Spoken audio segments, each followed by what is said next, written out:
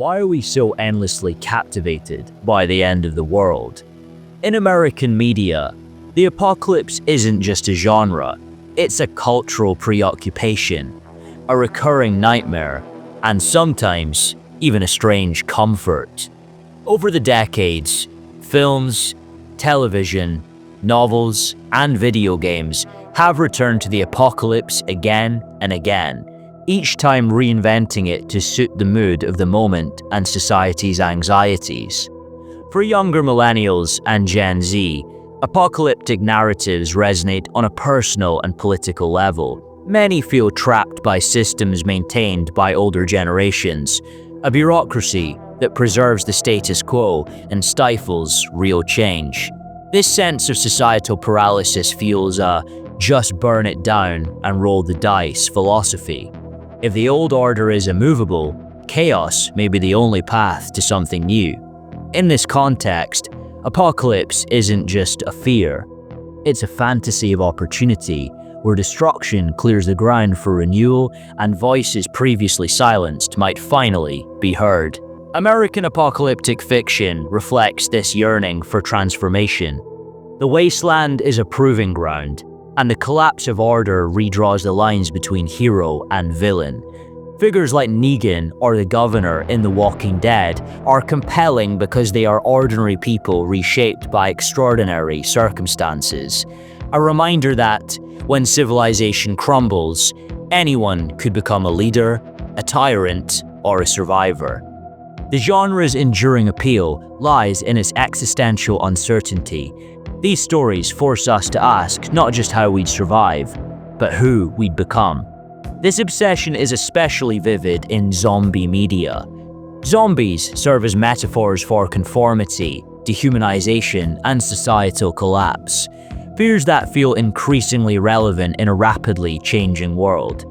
George A. Romero's films, from Night of the Living Dead social commentary on race and authority, to Dawn of the Dead and Day of the Dead's critique of consumerism and institutional failure, set the template for exploring these anxieties. Modern works, like Days Gone, The Last of Us Part 1 and 2, and World War Z, build on these foundations, using realism and documentary techniques to blur the line between fiction and reality. Their prophetic edge is unsettling. As real-world events echo the chaos on screen, these stories feel less like escapism and more like rehearsal for an uncertain future. Yet, beneath the destruction and despair, apocalyptic stories persist because they offer hope. The end of the world in American media is less about finality and more about the possibility of transformation, a chance to rebuild, redefine, and rediscover what matters most. Look at the opening of The Last of Us, where a single night of chaos transforms an entire world and asks the audience, what would you do for the people you love? And how far would you go? The precision and realism of this sequence, emergency broadcasts, frantic escapes, the confusion and brutality of societal collapse, feel almost documentary, especially after recent world events. The camera lingers on the panic in crowded streets, the desperation in every decision, and the heartbreak of separation as society unravels. These moments don't just create suspense, they ground the story in emotional truth, making the apocalypse feel both terrifying and deeply personal. The game's careful attention to small details, news reports crackling in the background, glimpses of first responders overwhelmed by events, the palpable fear on characters' faces, invite viewers to imagine themselves in these impossible situations and to question their own moral limits.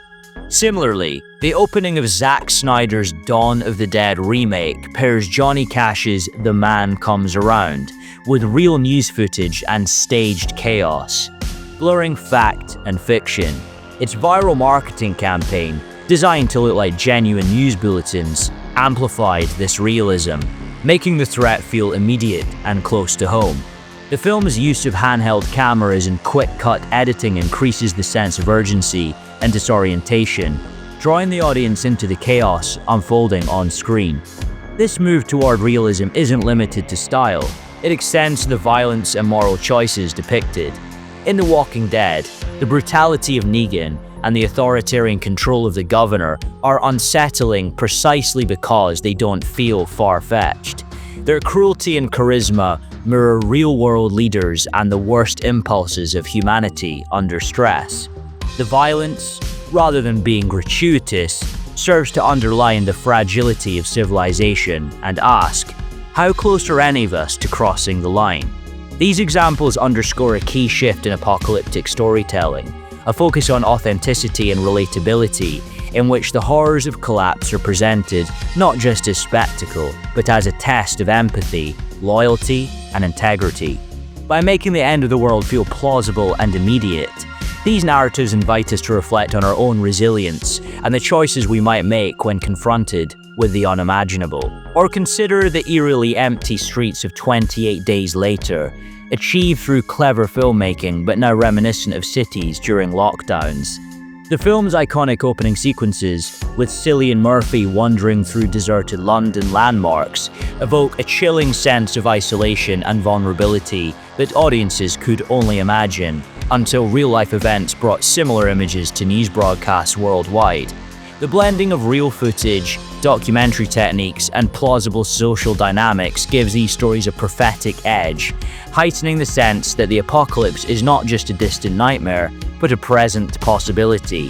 What once seemed like fantasy now feels like a possible tomorrow, not only because of the events themselves, but because the human responses, panic, violence, and desperate attempts to maintain order are so convincingly portrayed. Apocalyptic media is becoming more prophetic, not just in the disasters it imagines, but in the way it mirrors our collective psychology, political anxieties, and social structures. As the world feels less stable, these narratives become both warnings and rehearsals, offering a space to confront our fears and question how we might respond when faced with the unimaginable. Increasingly, the line between escapism and reality blurs, making it ever more difficult to dismiss these stories as mere fantasy. These stories serve as both catharsis and rehearsal, helping us process fear and imagine how we might survive worst-case scenarios. The apocalypse in American storytelling is never just about the end. It's about what comes after and who we might become. As the world teeters on the edge, these stories help us make sense of chaos and confront a reality that, in collapse, the line between hero and villain blurs. Survival becomes its own morality, and anyone, a neighbor, a friend, a stranger, could become the next Negan or the governor. Our obsession with zombies is more than just a love of horror. It taps into some of the deepest anxieties of modern life. Zombies represent the ultimate loss of self, mindless, relentless, and stripped of individuality. They embody fears of conformity, dehumanization, and the collapse of meaningful connection. The image of the undead horde is both terrifying and captivating, a metaphor for everything from unchecked consumerism to societal decay. The enduring popularity of zombies also comes from their flexibility as a metaphor. They can stand in for pandemics, ideological contagion, or the fear of losing one's identity in an overwhelming crowd. Zombie media allows audiences to vicariously confront the end of the world, test their survival instincts, and wrestle with uncomfortable questions. What would you do to survive? Would you remain human in the face of relentless dehumanization? In this way, our obsession with zombies is a way of exploring both our greatest fears and our deepest hopes for resilience. Night of the Living Dead, Romero's groundbreaking debut, redefined horror for an entire era and laid the foundation for socially conscious genre filmmaking. Released in 1968, the film was radical not just for its visceral depiction of zombies, but for casting Dwayne Jones, a black actor, as its lead character, Ben. A move almost unheard of at the time, especially for a film with no explicit mention of the character's race. Ben's calm competence and moral clarity contrast sharply with the chaos and bigotry around him, making his ultimate fate, a tragic death at the hand of a white posse, an unmistakable commentary on American racism and the fragility of justice. The film's grainy black and white style, newsreel interludes, and ambiguous depiction of the authorities further blur the line between fiction and reality, bringing the horror disturbingly close to home. The police and vigilante groups, rather than offering rescue, become increasingly indistinguishable from the threat itself, highlighting the dangers of mob mentality, institutional prejudice, and the failure of social order. Night of the Living Dead's enduring legacy lies in its ability to blend social critique with existential dread, making us question not only what we fear, but who we become when our fear takes over. Dawn of the Dead stands as one of the most incisive works in the zombie genre, using its setting, a shopping mall, as a biting metaphor for American consumerism. Romero's film is not content to merely shock with gore and suspense.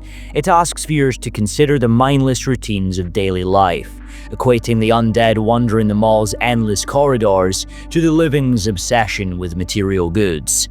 The survivors' attempts to build a new life inside the mall, indulging in its luxuries while the world outside falls apart, reflect both the allure and emptiness of consumer culture.